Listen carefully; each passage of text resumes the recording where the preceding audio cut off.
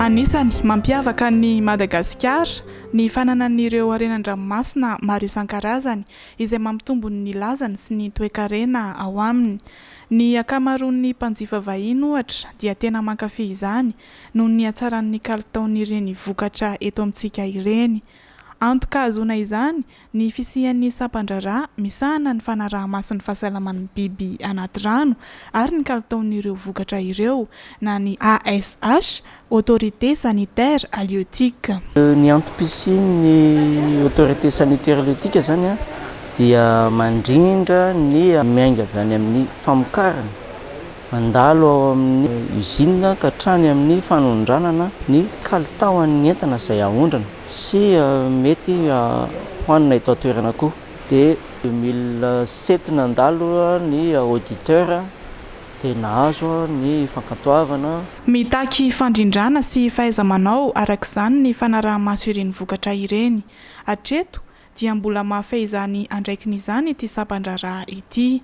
Ho fanamafisana izany fomba fiasa zany ary dia nanatanteraka ara-potoanan'ny Fihaonam fanao isan-taona ireo mpiasa rehetra manerana ny lafy valon'ny nosy ao amin'ity sampan-draharaha ity, izay notanterahana tany Morondava faritry Menabe ary naharitra herinandro dia ny 1 hatramin'ny 4 Febroary 2024 lasa teo. Pisian'ity réunion ity dia manao ny harmonisation na fandrindrana amin'ny lafiny rehetra ny fomba fiasa ao amin'ny ASH anatin'ny programme général ny fanjakana ny hoe fitantanana maharitra ny ressources. Ny ASH amin'ny fitantanana ny ara-pahasalaman'ny entana izay ahondrana dia mandray anjara amin'izay fitantanana ny ressources izay satria ao anatin'le fitantanana ny fahasalamana dia misy ny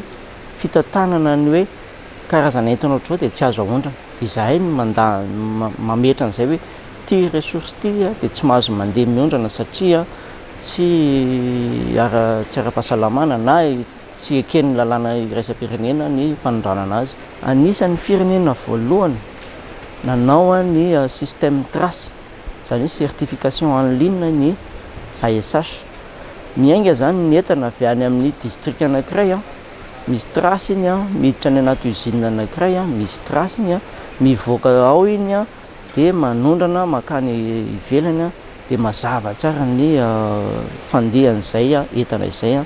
Nofaranana tamin'ny fambolekazo moa ny Fihaonana ka teny amin'ny Allée des Baobabs no nanatanterahana izany ka zanak'hazo miisa 500 sy 700 no novolena ary niarahany asa tamin'ny fikambanan'ny vondrona tsy miankina fanamby. Ny politika mpanjakana zany dia mahamaintso ny Madagasikara dia mandray anjara mavitrika amin'izany ny ASH mba ho anjara biriky amin'ny fanatsarana ny tontolo iainana. Projet Fihaonam zany tao anatin'le fambolekazo iarahana amin'ny ASH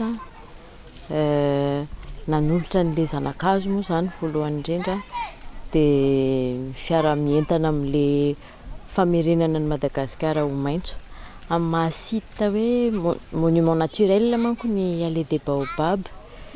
Dia araka ny hitantsika tato ato somary gravy ihany ny pression mianjady amin'le faritra indrindrindrindra Menabe.